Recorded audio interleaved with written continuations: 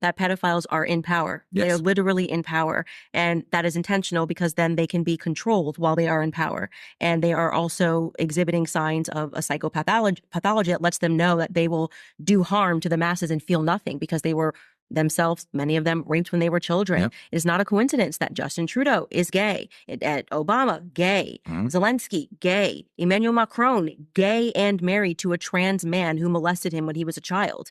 And that despite the overwhelming evidence, for me, the litmus test now is like Brigitte Macron. I'm like, if you want to figure out who is a fraud in media, there's no way to read that 6-part series and go through it and come out of it being like, no, totally legit. Like these are just rumors. It's like one picture of yourself in your first 30 years of living, please.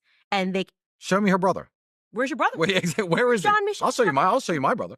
Yeah. Where's your brother? Yeah. Jeffrey Epstein has every major U.S. politician on video doing something terrible, probably to a child, okay, or to multiple people. The bottom line here is the United States government has become so corrupt that the time has come, I think, to clean the crap out of the stables and start over. This is the time that you need to step forward and say what's been going on, to speak out against it, to make it clear, to make it known. These agencies are facing a time of reckoning. This was irregular warfare at its finest in politics. But we have what we call citizen journalists. The journalists that we have in our media did a disservice to themselves, actually more than they did to this country. They did a disservice to themselves because they displayed an arrogance that is unprecedented. And so the American people decided to take over the idea of information.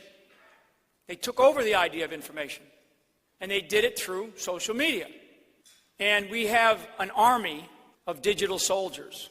I would like to see the CIA restored to its original assignment as the intelligence arm of the president, and that its operational duties be terminated or properly used elsewhere.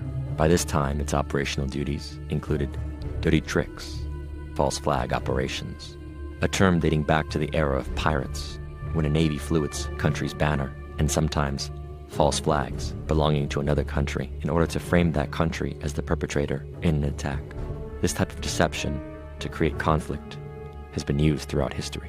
In 1962, the Joint Chiefs of Staff recommended a false flag called Operation Northwoods.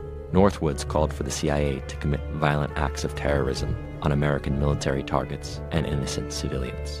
These horrific acts would then be blamed on Cuba to justify a U.S. invasion. Kennedy had already rubber-stamped a CIA-led invasion of Cuba the year before, which ended in disaster at the Bay of Pigs when Kennedy refused to send U.S. air support to escalate the conflict. Kennedy took responsibility for then quietly fired CIA Director Allen Dulles and reportedly said he wanted to splinter the CIA in 1,000 pieces. Kennedy vetoed Operation Northwoods, but after his death, a similar false flag was used to justify a war in Vietnam. At the Gulf of Tonkin, when the USS Maddox was reported to have come under attack twice by North Vietnamese boats. In fact, not only had the Maddox initiated the conflict in the first encounter, the second alleged attack had never happened. Congress was fooled into granting President Johnson powers to escalate to full-scale war in Vietnam, not unlike what would happen in 2003, when false allegations of Saddam Hussein's nuclear weapons program would lead to the second war with Iraq. One might wonder why it takes years for the general public to learn the truth about things like the Gulf of Tonkin incident and other government conspiracies. Perhaps because the CIA has had assets in the mainstream news since the end of World War II. Carl Bernstein, famed for his journalism on the Watergate scandal, later uncovered Operation Mockingbird, a CIA program spanning more than 20 years, influencing over 400 journalists in more than 25 major newspapers and wire agencies. Imagine how many millions of minds were influenced by CIA-approved propaganda. JFK said, I'm going to take the CIA and break them into 1,000 pieces and scatter them to the winds. These agencies have only gotten worse and worse. There's been no accountability. These operations that they have run against the American people are completely public. The stuff is in the public domain. It's known. Operation Northwoods, that the CIA did against the American people. Operation Mockingbird, to use elements in the mainstream media. MK Ultra. The Kennedy assassination was when so much of MK Ultra was put into society because the trauma was used on people. Whenever trauma occurs, people become easily led, highly suggestible. So whenever we're having trauma in our society, people need to safeguard their minds. They need to double check. They need to research. They need to think things through very, very carefully. Because the New World Order gained a whole lot of their control when the Kennedy assassination occurred. More disturbing than CIA propaganda against the American public are the programs the CIA and other government agencies have deployed against the American people. These operations were illegal and sometimes fatal. The MKUltra projects were a collection of CIA-developed mind control programs and experiments, some of which evolved from Nazi research in concentration camps during the Holocaust. The programs tested variable methods of manipulating subjects' mental states and brain functions in order to map the brain and better understand how the human mind works. The size and scope of MKUltra is staggering, with research undertaken at over 80 colleges, hospitals, and prisons all across the United States, often on unwitting subjects. The programs included the use of psychoactive drugs, electroshock treatment, sensory deprivation, hypnosis, physical and sexual abuse, and that is from what is known. Most MKUltra documents were intentionally destroyed by CIA Director Richard Helms, thus leaving much to the realm of lore and oral history. But from what we have learned from new revelations of MKUltra documents from the Black Vault, brain implants were used on animals that could effectively remote control them, like biological drones. As MKUltra scientist Jose Delgado framed it, we must electronically control the brain. Someday armies and generals will be controlled by electric stimulation of the brain. And the need for the intelligence agencies to control the American public goes much deeper than mind control. COINTELPRO was like MKUltra, an illegal and secret project conducted by the FBI, which focused on spying upon, infiltrating, discrediting, and destroying grassroots political organizations and their leaders. To the present day, the FBI continues to infiltrate domestic political groups and crack down on movements like Occupy Wall Street. But most strikingly, the FBI has been found to have hatched and financed many of the domestic terror plots of the post-9/11 era, which begs the question, if the 9/11 terrorist attack was itself a conspiracy, not of Al-Qaeda hijackers, but a grand collaboration of intelligence agencies in a hybrid coup d'etat. The purpose of this false flag operation would involve collective mass trauma-based mind control and mainstream media propaganda to justify restrictions on Americans' freedom, from domestic surveillance to endless wars. One of the main pieces of evidence that points to the probability of a government conspiracy is the collapse of World Trade Center Building 7, which was never struck by a plane, yet fell at free fall speeds, just like the Twin Towers. It was reported to have collapsed on BBC before it actually fell. The mass trauma of 9/11 has been the basis for setting into motion the greatest attack on our constitutional rights in history until 2020. It's really gratifying to see the fact that, in a lot of ways, JFK's presidency is now being taken up for the first time by someone who is going to continue his presidency, but is doing everything he tried to do. There are some parallels between the Kennedy assassination and the ongoing coup against President Trump. There has been a coordinated effort by the left and the media to destroy his presidency and take him out of the Oval Office. We've seen it with the Russia hoax. We've seen it with the Ukraine impeachment hoax.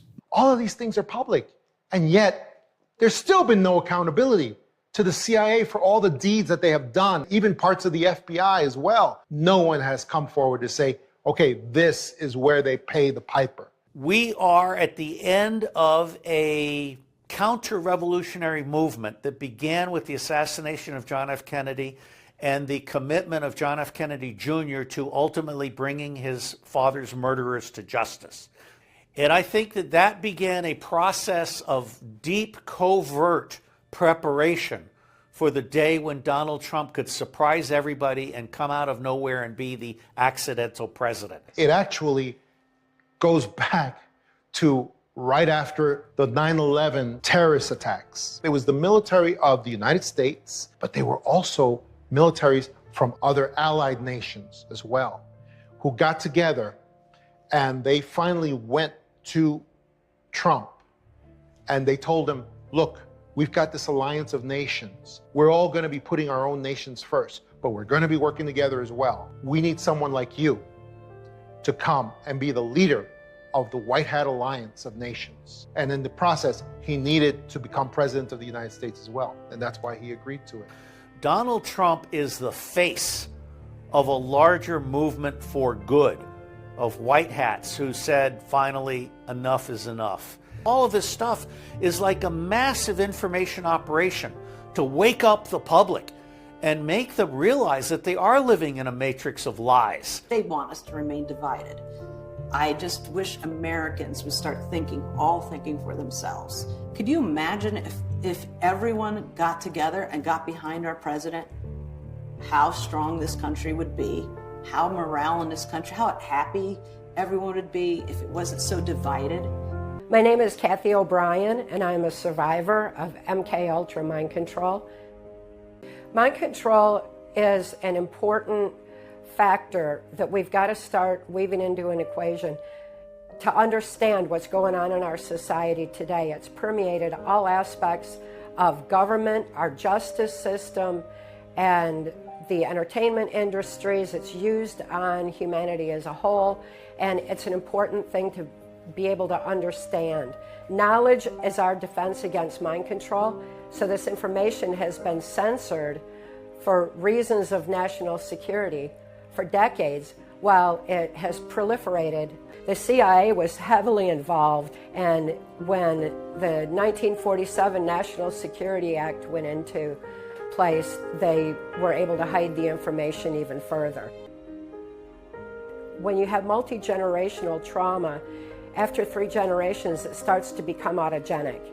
And one strong factor for that example would be pedophilia. When a child is abused prior to age 5 while their brain is still forming, the brain automatically compartmentalizes that event so the rest of the mind can function normally. Understanding mind control is going to be key to being able to reclaim our country, our society, our justice system, and ultimately our strength of spirit to be able to stand up and make the positive necessary differences in this world. CIA's MKUltra project had gone, how it was being run through the State Department, and knew that there were many government leaders on a global scale that were actively involved in implementing the New World Order. We have before us the opportunity to forge for ourselves and for future generations a new world order. When Mark saw that, with his integrity, he couldn't stand it.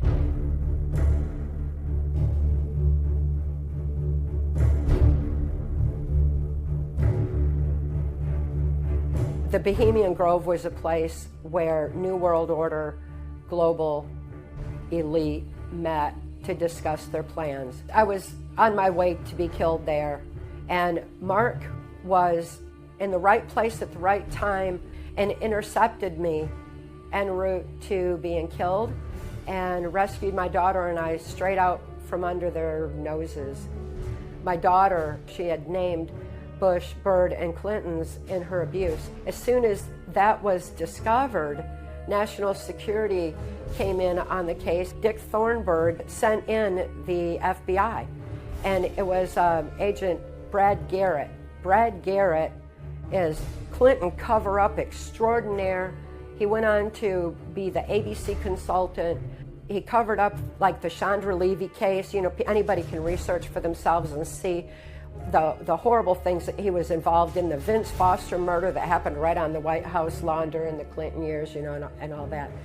But anyway, Brad Garrett was brought in on our case, and he went in and testified against my child who had been trafficked. And he went into the court and he said that mind control does not exist. The human trafficking does not exist. The assistant district attorney became so disgusted with the violations of laws in the case that he began citing them to the judge. And the judge said in open court, laws do not apply in this case for reasons of national security. When I began remembering and using the methods that Mark taught me that he had gleaned from the highest levels of Intel Mind Sciences, I wrote out my memory.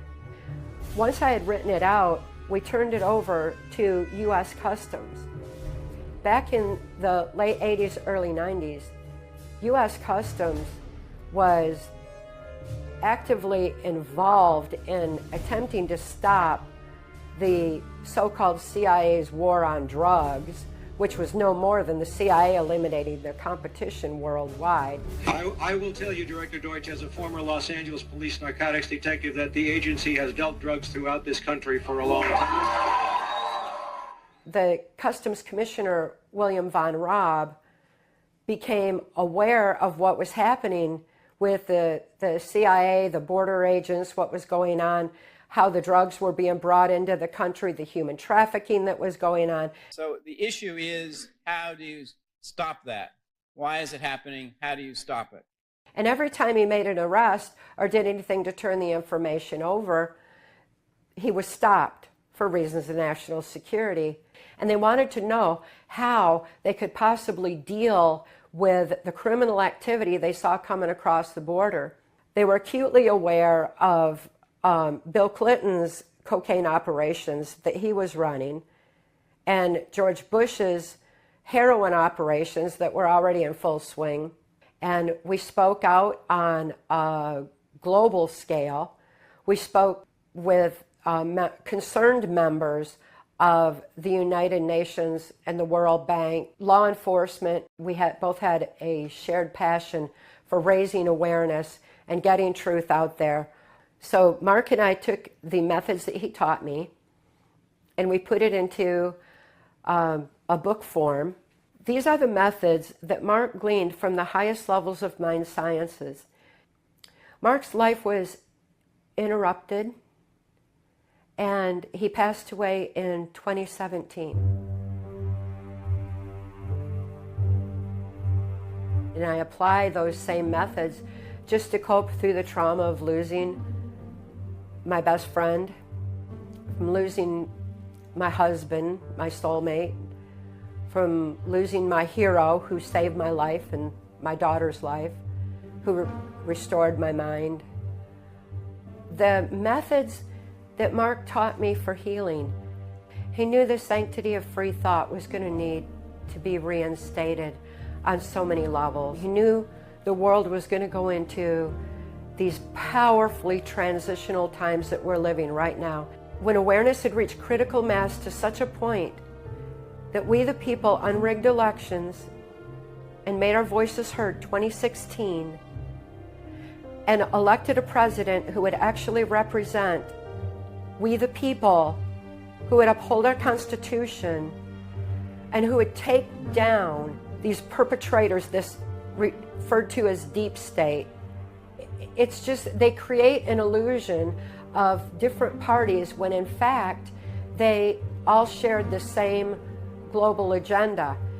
George Bush said that when people became disillusioned with Republicans leading them into the New World Order, that Bill Clinton as a Democrat would be put into the office of president. We need to realize that Democrats and Republicans were behind this New World Order agenda all along.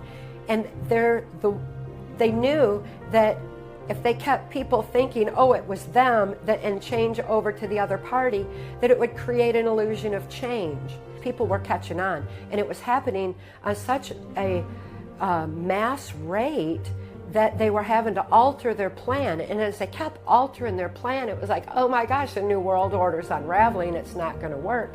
They're done. And then Obama went in. So I think they went at it from a whole nother direction during those years with the full intent of solidifying it, wrapping it up as planned with Hillary in 2016. Hillary Clinton has been a pimp and a slave runner, a horrible abuser. She abused me. Her and Bill Clinton ran drug operations, human trafficking operations on a global scale. Not only do we need to realize the complicity of the CIA, the FBI, the Justice Department, all the way on through, the stacking even of our Supreme Court. We have a lot to clean up in this country, and mind control is key. Mark Phillips saw the deterioration going on the highest levels of intelligence.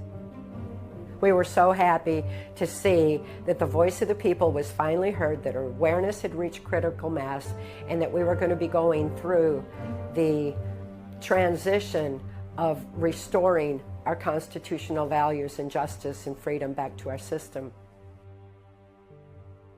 Now I'm seeing we have some other domestic issues that I never in my wildest dreams believed I'd be witnessing during my lifetime. The unsealed records are from a 2015 lawsuit filed by Virginia Roberts Giuffre against Maxwell. They claim Maxwell abused many young girls on Epstein's private island. The documents also mention Bill Clinton. Giuffre says she saw the former president on Epstein's island with Maxwell and, quote, 2 young girls. When I first heard about Epstein, I said, how could this evil person be walking around? How can this be going on? And then hearing the depths of the people he had as clients, I think we're going to see a lot of powerful people be brought out in the public. I had a falling out with him a long time ago. I don't think I've spoken to him for 15 years. I wasn't a fan. When I see a bust, a human trafficking raid that nets some clergy members or nets politicians, nets a police officer, there's a lot of reasons to hide things.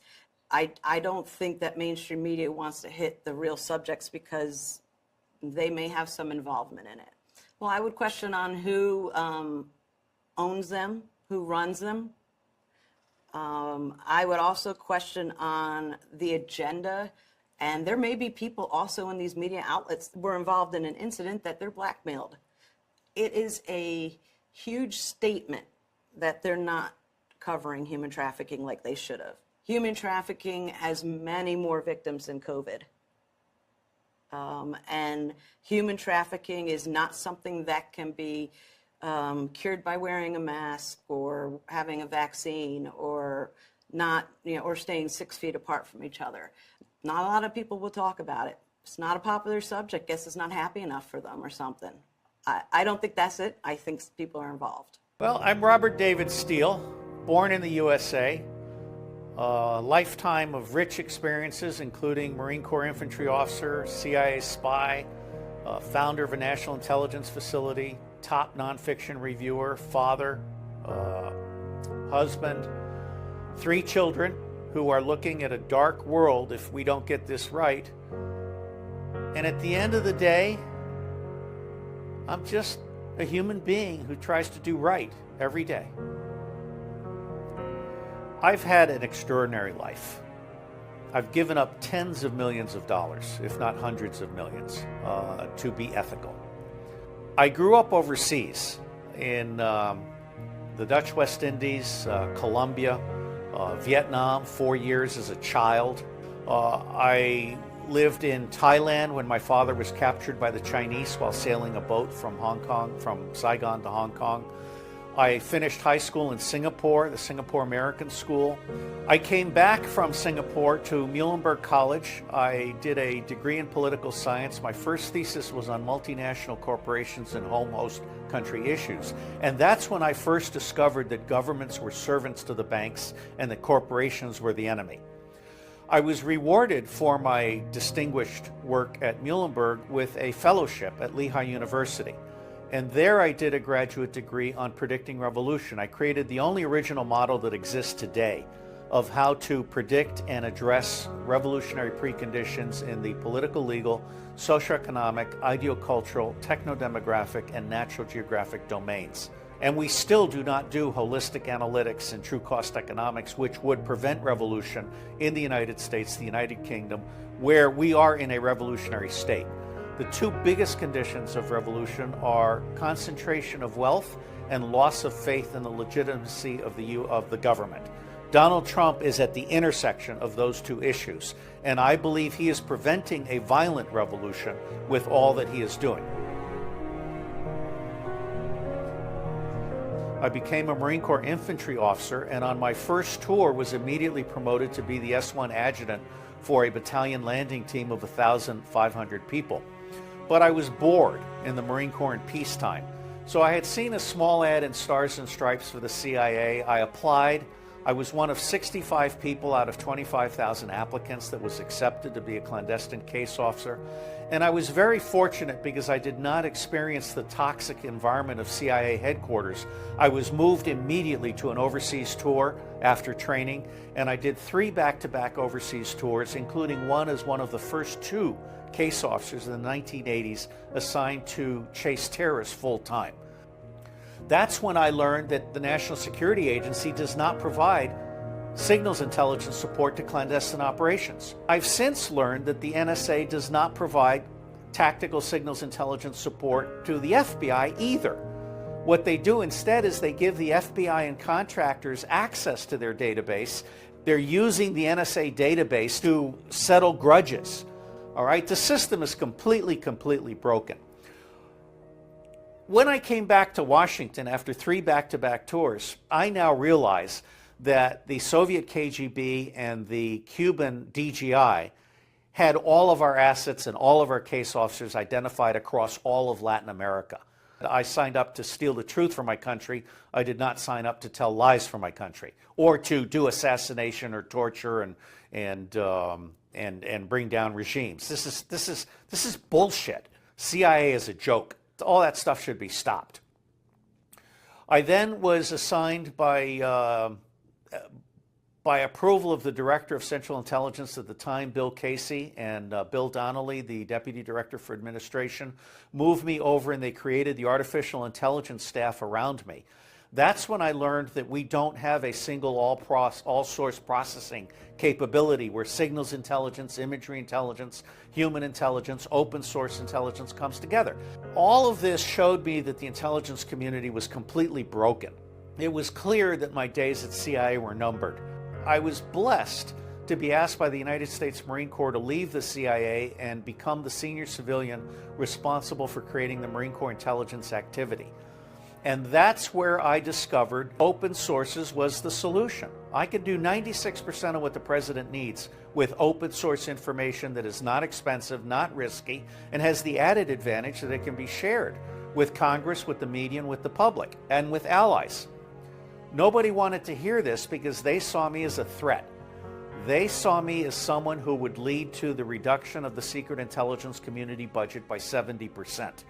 An open source intelligence agency would be comprised of 2 parts, an information bureau and an engineering bureau.